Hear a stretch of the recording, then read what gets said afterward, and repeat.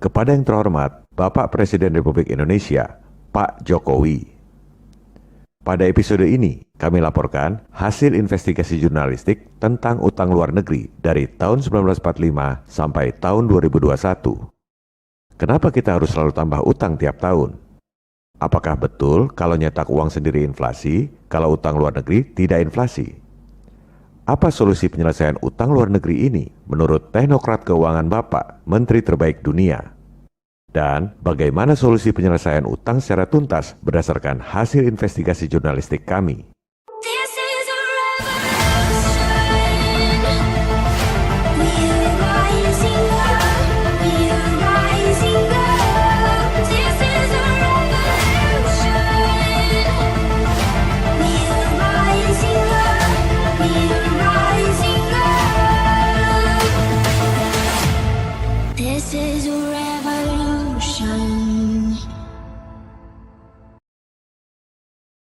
Pertama, kami jelaskan bahwa yang dimaksud utang luar negeri di sini adalah utang pemerintah dan swasta, termasuk BUMN.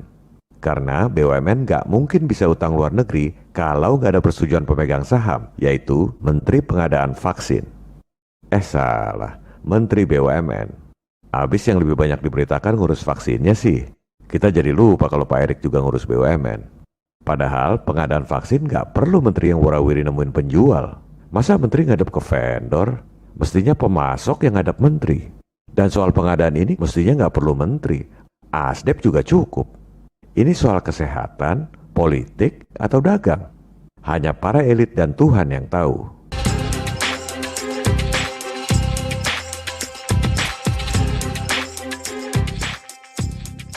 Kembali pada utang luar negeri.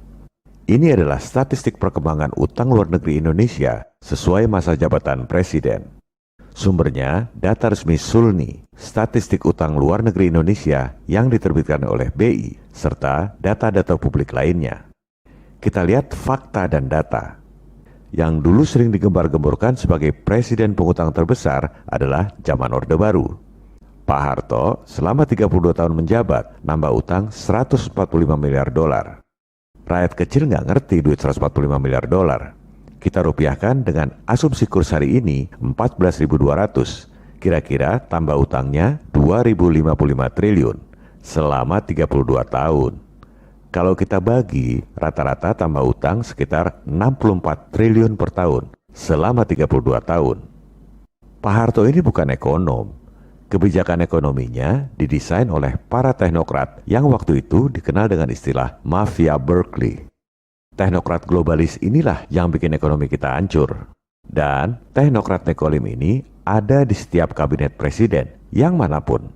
Posisinya beda-beda. Zaman Pak Harto dulu, teknokrat nekolim dominan di Bappenas. Profesor Wijoyo Nitisastro yang dijuluki sebagai tokoh sentral Mafia Berkeley. Setelah itu, sesuai fakta dan data, presiden pengutang terbesar adalah Pak SBY. Selama 10 tahun, nambah utang 150 miliar dolar. Lebih banyak dari utang Pak Harto selama 32 tahun.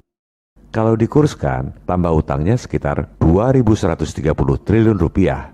Dibagi 10 tahun masa jabatan, nambah utang kira-kira 213 triliun per tahun. Jadi, kalau dilihat rata-rata per tahun, tambah utangnya 3 kali lipat lebih banyak dari Orde Baru.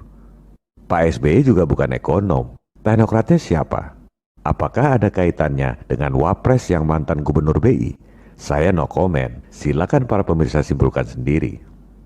Terakhir, di era Pak Jokowi, selama menjabat dari Oktober 2014 sampai waktu video ini dibuat, bulan Maret 2021, tambah utangnya 126 miliar dolar atau sekitar 1.789 triliun rupiah. Dibagi 6,5 tahun, tiap tahun nambah utang sekitar 275 triliun. 4 kali lebih banyak dari zaman Orde Baru. Teknokratnya siapa? Kalau zaman Orba dulu, Pak Rizal Ramli bilang biang keladinya adalah Mafia Berkeley. Zaman Pak Jokowi sekarang, Pak Rizal Ramli bilang SPG Bank Dunia. Bukan kata saya loh Pak, ini kata Pak Rizal Ramli, kan bekas menteri Bapak juga.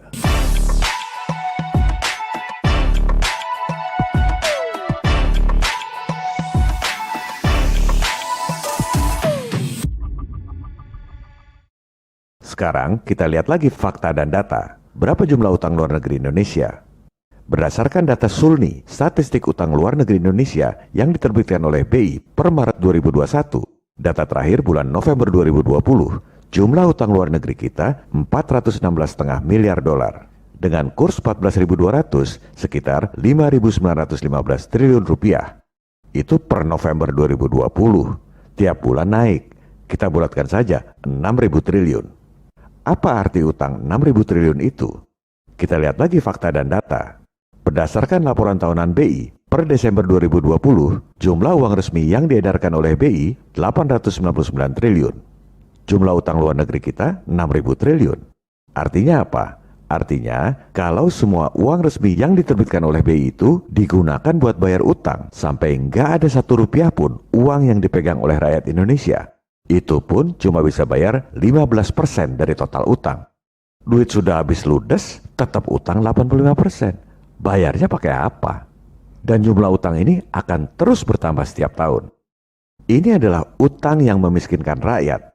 Karena tiap tahun rakyat dibebani pajak tinggi buat bayar bunga utang pada para bankir asing yang kaya raya. Kezoliman sistem global ini masih aja dibenarkan dengan 1001 alasan. Misalnya, Menteri Sri Mulyani menjamin bahwa utang 6.000 triliun itu masih aman.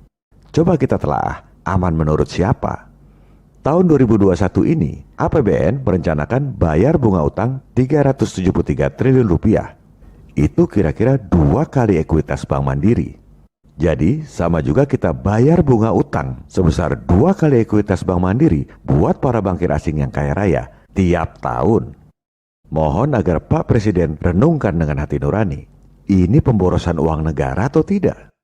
Bayar bunga utang 373 triliun rupiah tiap tahun ini dibagi 277 juta penduduk, artinya satu keluarga rakyat miskin yang berisi 5 orang harus bayar bunga utang 6,7 juta rupiah per tahun buat para bankir asing yang kaya raya. Padahal rakyat miskin itu bayar kartu kredit 6 juta aja macet, nggak sanggup bayar. Ini harus bayar tiap tahun lewat pajak tinggi. Dan jangan lupa, 373 triliun rupiah itu baru bunga utangnya, belum pokok utangnya. Apakah Bu Menkeu masih tega bilang bayar bunga utang 373 triliun rupiah tiap tahun ini aman dan tidak menusuk rasa keadilan? Tentang utang 6.000 triliun ini, alasan dan pembenaran lainnya dikatakan oleh akademisi Pro Nekolim. Oh, kita sudah utang sejak zaman Soekarno, bukan salah kita. Bu Menkeu juga mengatakan ini gegara utang penjajahan Belanda yang harus ditanggung Indonesia. Mari kita investigasi fakta dan data. Berapa sebenarnya utang zaman Soekarno dan berapa utang penjajahan yang dijadikan alasan oleh Bu Menkeu?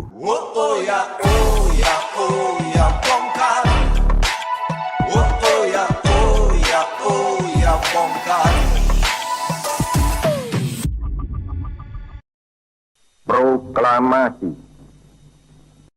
Indonesia memproklamasikan kemerdekaan tanggal 17 Agustus 1945. Itu adalah kemerdekaan de facto. Secara de jure, sebuah negara baru dinyatakan berdaulat jika ada pengakuan dari negara lain. Pengakuan ini sulit diperoleh Indonesia, sebab kemerdekaan Indonesia bukan pemberian dari penjajahnya, seperti negara-negara lain di Asia dan Afrika. Setelah Jepang takluk pada Sekutu tahun 1945, Belanda justru ingin kembali menjajah Indonesia. Negara-negara lain yang tergabung di PBB nggak ada yang mau memberi pengakuan kemerdekaan Indonesia dan bersikap menunggu hasil perundingan Indonesia-Belanda yang dikenal sebagai Konferensi Meja Bundar.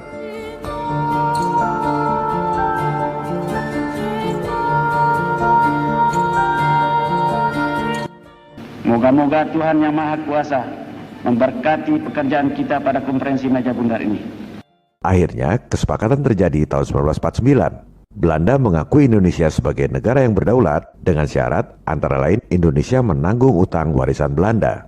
Inilah yang dimaksud Menteri Sri Mulyani sebagai warisan utang penjajahan yang menurut Bu Menteri memporak-porandakan ekonomi Indonesia sampai sekarang. Betulkah separah itu? Ini fakta atau alasan pembenaran utang? Berapa sebenarnya utang warisan penjajahan itu? Kita akan bahas setelah ini.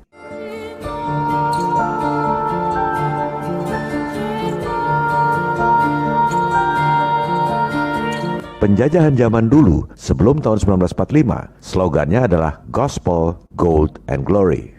Gospel, pura-pura menyebarkan kitab suci. Gold, padahal menjarah emas, sumber daya alam. Glory, kejayaan dengan tentara. Setelah menjarah sumber daya alam di negara-negara jajahan, dijual di Eropa, duitnya taruh di mana? Di bank. Buat penjajah negara lain butuh modal besar. Duitnya dari mana? Utang bank. Dan yang namanya bank sentral di negara-negara maju, negara-negara penjajah, dari dulu memang swasta. Kita taunya penjajah Belanda, penjajah Jepang itu sangat mengerikan.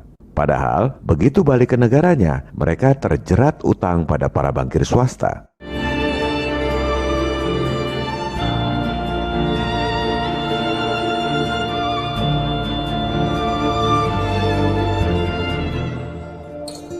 Para bankir elit ini adalah pucuk rantai makanan, predator yang paling top.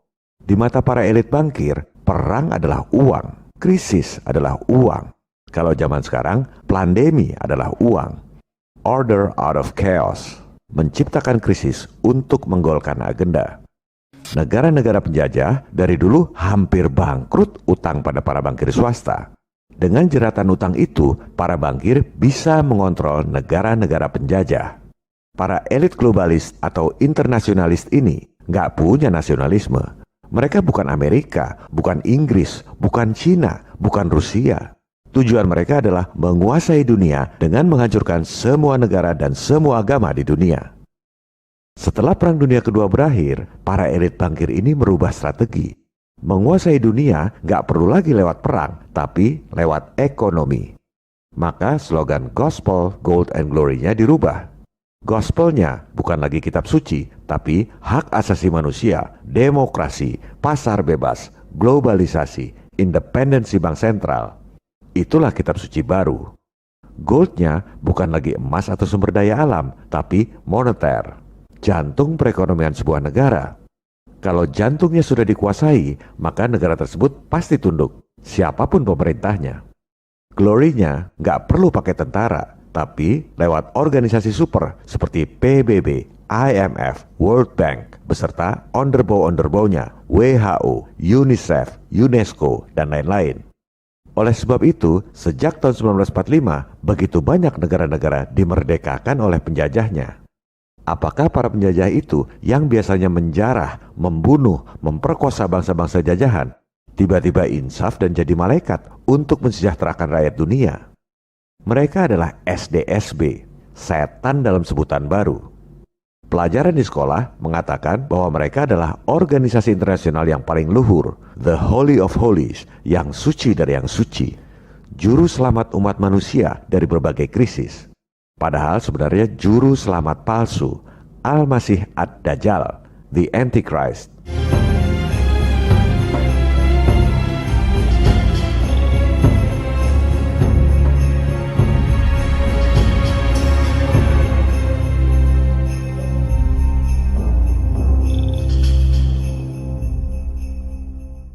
Presiden kita, Soekarno, paham betul perubahan strategi penjajahan ini. Bung Karno menyebutnya dengan istilah neokolonialisme dan imperialisme, nekolim.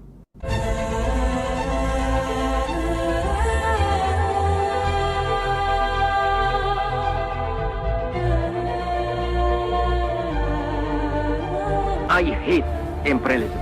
I detest colonialism. Penjajahan gaya baru.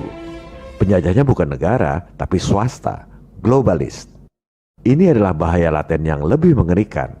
Kalau penjajahan gaya lama, musuhnya kelihatan, pakai tentara, pakai seragam. Penjajahan gaya baru ini, musuhnya nggak kelihatan. Mereka menyusup ke dalam pemerintahan lewat para agen lokal. Mereka mengajarkan teori-teori ekonomi, teori-teori kesehatan, dan lain-lain di sekolah untuk mendukung agenda mereka. Maka dibikinlah teori-teori ekonomi modern bahwa solusi pembangunan adalah ngutang. Teori-teori kesehatan modern, kalau ada orang sakit, kasih obat kimia. Ada penyakit menular, kasih vaksin. Cuma itu yang diajarkan di sekolah-sekolah kedokteran barat. Para dokter tidak dididik untuk mempertanyakan sistem. Sehingga para dokter jadi marketing industri farmasi. Semua orang bekerja tanpa sadar untuk kepentingan mereka.